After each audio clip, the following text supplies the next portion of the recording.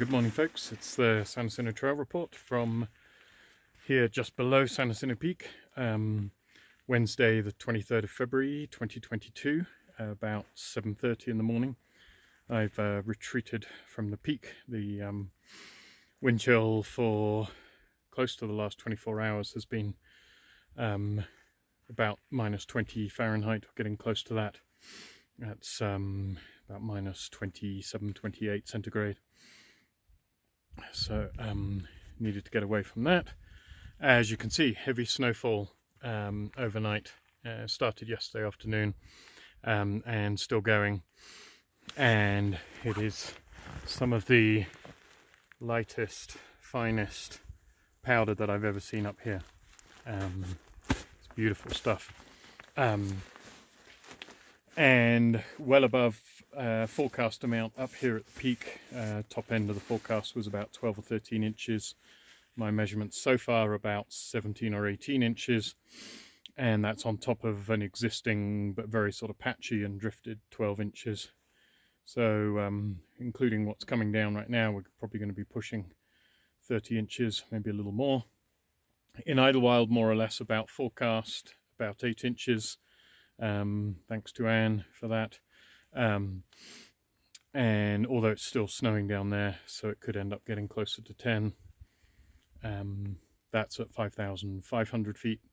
And Florian reported that snow level was down to about 4,500 feet on the eastern slope on Skyline Trail, which is way down there behind me somewhere. To the west and the south, generally it's a bit colder, and likely that snow level's 4,000 feet. So mid elevations, looking at probably close to a foot or more of snow on top of what was already there, which range from sort of 0 to 6 inches depending on elevation.